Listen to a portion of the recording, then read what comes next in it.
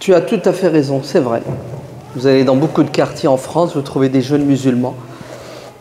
Et ils sont musulmans même s'ils dealent, hein, même s'ils boivent de l'alcool, même s'ils volent, même s'ils tuent. Vous le savez ça, hein? Un musulman qui commet des péchés, des grands péchés, reste un musulman. Un musulman fasiq, pervers, mais il reste musulman. Hein, il ne faut pas excommunier, il ne faut pas dire parce que quelqu'un fait ça, il n'est plus musulman. Donc, ils restent nos frères malgré leurs manquements, malgré leurs erreurs et leurs égarements. On ne doit pas être des juges qui condamnons, mais nous devons être des médecins qui soignons.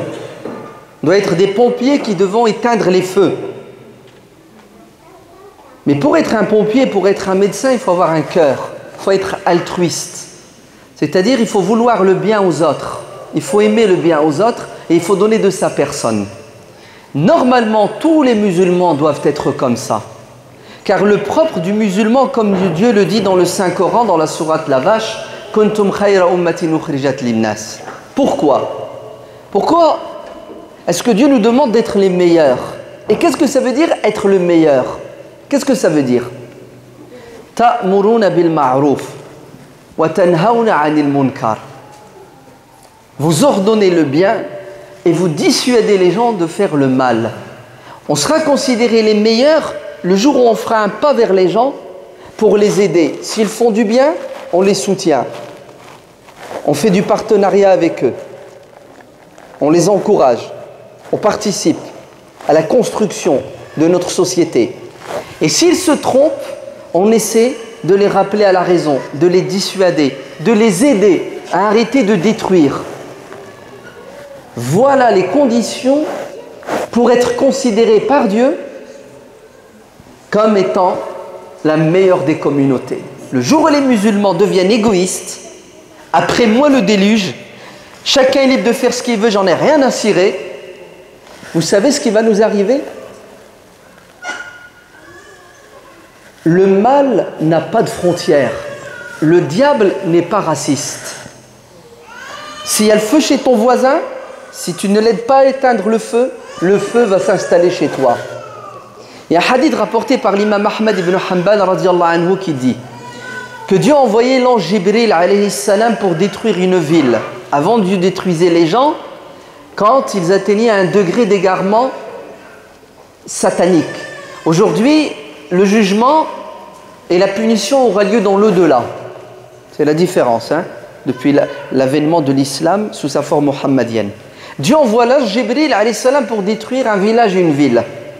L'ange dit « Ya Allah, comment tu m'ordonnes de détruire cette ville alors qu'il y a parmi eux un homme pieux et saint qui lit le Coran, qui prie la nuit, qui jeûne. » Allez, ils sont tous pourris à 99% sauf 1%.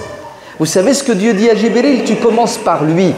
Et le premier qui doit être puni, c'est soi-disant le plus saint parmi eux. Vous savez pourquoi?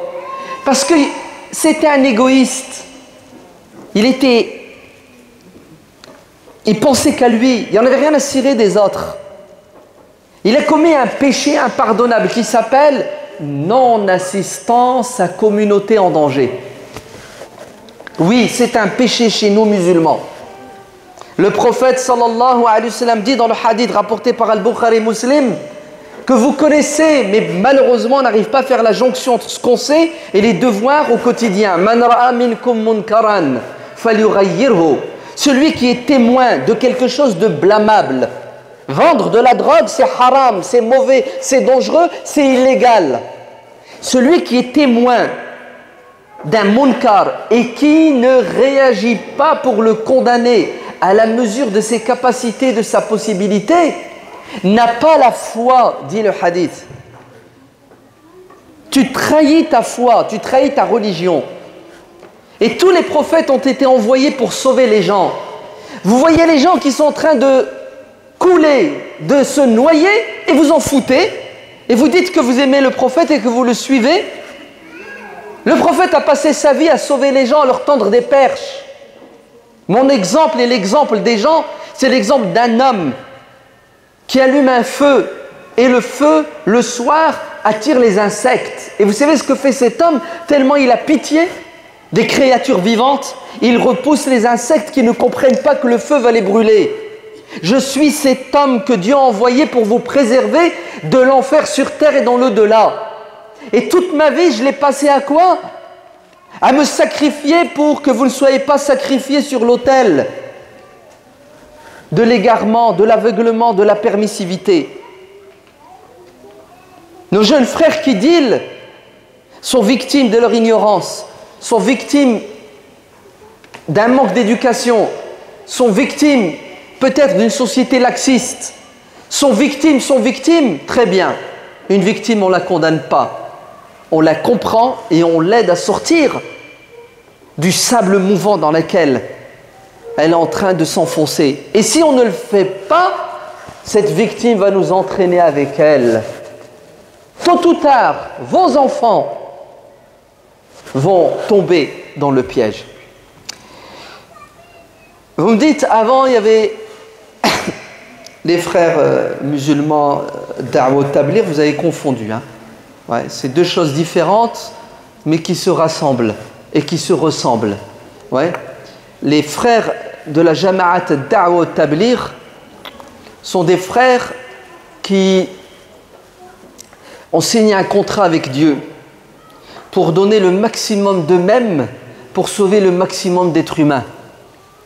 Et ils ont une stratégie, c'est d'aller vers les gens, quelles que soient les personnes, et les aider à se remettre en question pour se rapprocher de Dieu. Ainsi, ils font le travail des prophètes.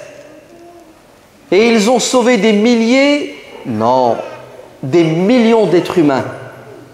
Et ils continuent toujours à sauver. Bien qu'ils sont minoritaires, ils font le travail que la majorité doit faire. On ne peut que nous incliner devant leur grandeur d'âme, leur sincérité, leur dévouement et leur sacrifice. Et que Dieu leur donne la force de continuer et que Dieu nous donne l'intelligence de les aider et de les rejoindre. Les frères musulmans, c'est la même chose. Ils ont le même projet. Guider les gens, les sortir des ténèbres pour les mettre dans les lumières.